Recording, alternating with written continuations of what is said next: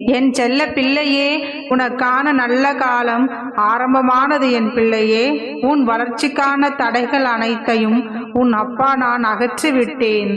உன்னுடைய லட்சியத்தை அடையும் தருணம் இது. இனி நீ வெற்றி கொடி கட்டி பறக்கப் போகிறாய்.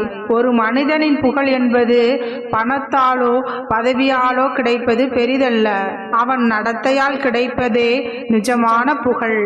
நேர்மைக்கு என்றுமே மரணம் இல்லை.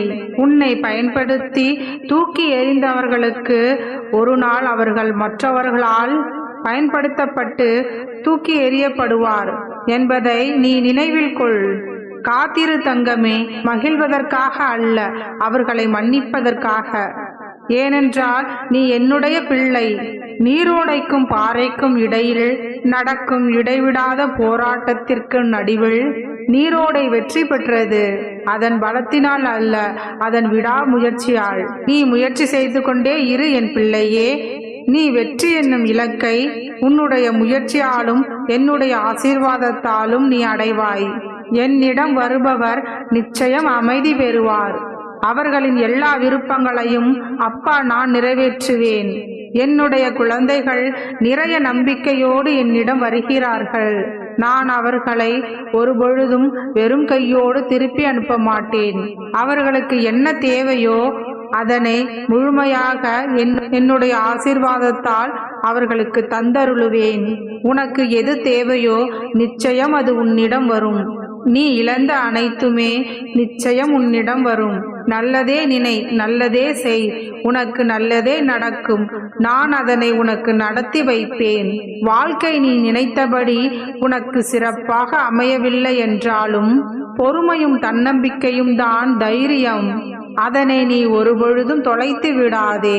நீ தோல்விகளை கண்டு பயப்படாமல் அனைத்தையும் எதிர்த்து நில். இந்த ஜென்ம கடமைகள் அனைத்தையும் இந்த ஜென்மத்திலேயே முடித்துவிடு. அதன் மூலமாக நீ எதிர்வரும் கஷ்டங்களை எதிர்த்து நின்று போராட கற்றுக்கொள். முடியாத பட்சத்தில் அப்பா கருப்பா, அப்பா கருப்பா என்று என்னை அழைத்துக்கொள். நீ அழைத்தால் நான் நிச்சயம் ஓடோடி வருவேன். உன் உள்ளத்திலேயே குடியிருந்து வருபவன் நான். எனக்கு சடங்கு சம்பிரதாயங்களுடன் தான் பூஜை செய்ய வேண்டும் என்று நினைக்காதே. எப்பொழுதும் என்னை நினைத்து கொண்டிரு. உன் அப்பா எனக்கு அது போதும். அப்பொழுதே என்னுடைய பலம் உனக்குள் ஊடுருவி உன்னுடைய கஷ்டங்களை தவிடுபொடியாக்கிவிடும். உனக்கு எதிராக செயல்படுபவர்களையும் உனக்கு துன்பம் விளைவிக்க நினைப்பவர்களையும் நிர்மூலமாக்கிவிடும். உன்னுடைய விருப்பங்கள் நிறைவேற பிரார்த்தனை செய்து கொள் என் பிள்ளையே. வெறும் பிரார்த்தனைகளால் உன்னுடைய பிரச்சனைகளை நான் முடித்து வைப்பேன். என் பக்தன் 1000 மைல்களுக்கு அப்பால் இருந்தாலும் ஒரு குருவியின் கால்களில் கயிறு கட்டி இழுப்பதைப் போல உன்னை நான் கட்டி இழுப்பேன். புதிய அத்தியாயத்திற்கு உன்னை நான் அழைத்து செல்வேன். நீ எதற்காகவும் கலங்கி நிற்காதே. எதை கண்டும் துவண்டு போய் நிற்காதே. உன்னுடைய மனதை நீ என்னிடம் கொடுத்து விட்டாய். பிறகு எதற்கு அடுத்தவர்களிடம் எதையோ எதிர்பார்த்து மனம் வருந்தி கொண்டிருக்கின்றாய்? என் பிள்ளைக்கு எது தேவையோ அதை நானே நடத்தி தருவேன். உன்னுடைய மனதை எப்பொழுதும் தெளிவாக வை. உனக்கு கிடைத்த இந்த வாழ்க்கையை நினைத்து மகிழ்ச்சியாக இரு. ஏனெனில் உனக்கு சாதாரணமாக தோன்றும் இந்த வாழ்க்கையானது பலருக்கு கனவாகத்தான் இருக்கின்றது. வாழ்க்கையில் நீ உயர்ந்த நிலையை அடைய வேண்டும் என்றால் உன் கோபத்தை குறைத்து கொள்ள வேண்டும். உன்னுடைய கோபமே உனக்கு மிகப்பெரிய பலவீனமாக உள்ளது. உன்னுடைய மிகப்பெரிய தவறும் அடிக்கடி கோபப்படுவதுதான். நீ எப்பொழுதும் நல்ல மனிதர்களோடு பேச்சும் பழக்கமும் வைத்துக்கொள் என்று சொல்கிறேன். கடந்த காலத்தில் நீ அறிந்தும் அறியாமலும் செய்த தவறுகளை திருத்திக் கொள்ள வாழ்க்கை உன்னை அனுமதிக்காது. ஏனெனில் அது நடந்து முடிந்தவை அல்லவா? இதற்கு மேல் அதை நினைத்து கவலைப்படுவதற்கு ஒன்றுமே இல்லை. இனிமேல் உன் வாழ்க்கையை நீ எப்படி வாழ வேண்டும், சில விஷயங்களை எப்படி சரி செய்து கொள்ள வேண்டும் என்பதை பற்றி யோசி. கடந்த காலத்தில் நடந்த விஷயங்கள் எல்லாம் மீண்டும் அதே போல் நடக்காதவாறு உன் வாழ்க்கையில் இருந்து உன்னை காப்பாற்றும். வாழ்க்கையை நீ சிறப்பாக வாழ்வதற்கும் உனக்கு துணையாய் நிற்கும் என் தங்கமே. அதனால்தான் கெட்டதிலும் நல்லதை பார் என்று சொல்கிறேன். கெட்டது நடந்துவிட்டதே என்று கவலைப்படாமல் அந்த கெட்டதை உனக்கான நல்லதை நடப்பதற்காக மாற்றிக்கொள். இனி எப்படி அந்த தவறு நிகழாமல் இருக்கலாம் என கவனமோடு விழிப்புணர்வோடு இருக்கப்பார். நீ செய்யக்கூடிய நேர்மையான விஷயங்களும் முதலில் உனக்கு கஷ்டங்களை தரக்கூடியதாக இருந்தாலும், உண்மை முதலில் தோற்பது போல தெரிந்தாலும் முடிவில் அதன் மூலமாகத்தான் நீ வெற்றி மாலையை பெறுவாய் என்பது உனக்காக எழுதப்பட்ட விதி. இத்தனை நாட்களாக நீ கஷ்டப்பட்டு கவலைப்பட்டு வாழ்ந்து கொண்டிருந்தாயல்லவா? இப்பொழுது உனக்கானதை உன் கரங்களில் ஒப்படைப்பதற்காக உன் அப்பா நானே வந்து விட்டேன்.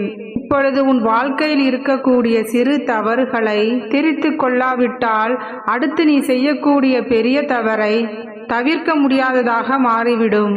சின்னஞ்சிறு விஷயத்தில் பொறுமை காட்டாவிட்டால் பெரிய பெரிய விஷயங்கள் கெட்டு போய்விடும் அல்லவா? என்ன நடந்தாலும் எதற்காக நடக்கிறது என்பதை பொறுமையாக நிதானமாக சிந்தித்துப்பார். நல்லதை செய்பவன் உனக்கு எதிரியாகவே இருந்தாலும் கூட அவனிடம் சென்று சேர யோசிக்காதே. ஆனால் உனக்கு துணையாக இருக்கக்கூடிய உனது நண்பன் கெட்டதை செய்கிறான் என்றால் சற்றும் யோசிக்காமல் அவனிடம் இருந்து விலகிவிடு என் பிள்ளையே. நீ மன்னிப்பு கோரி மன்றாடும் பொழுதோ அல்லது மற்றவர்களை மன்னிக்கும் பொழுதோ மிக பெரிய பேரெழிலோட கூடிய அழகிய பிள்ளையாக இருக்கிறாய். வேறு எந்த நேரத்திலும் மனிதன் இவ்வளவு அழகாக இருந்தது இல்லை தெரியுமா?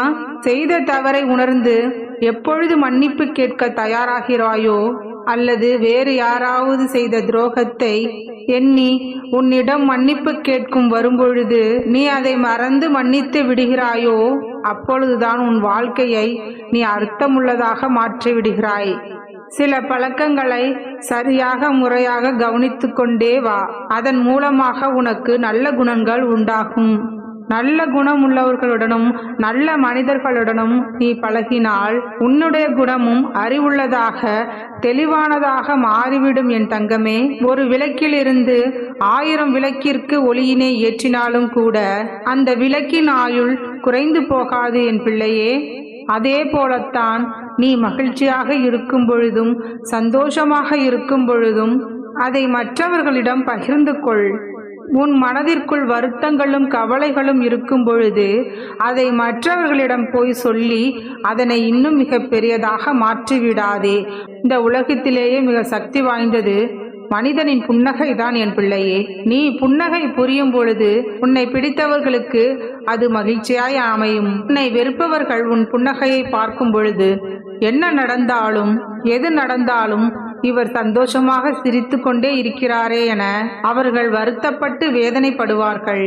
ஆக உன் புன்னகையானது அவர்களுக்கு தண்டனைதான் என்பதை நீ முதலில் புரிந்து கொள். உன்னுடைய பிரார்த்தனைகளை எல்லாம் பலிக்கச் செய்து உனக்கான அனைத்தையும் நான் செய்து கொடுப்பேன். நல்லதே நினை, நல்லதே நடக்கும். எண்ணம் போல் வாழ்க்கை. வாழ்க வளமுடன்.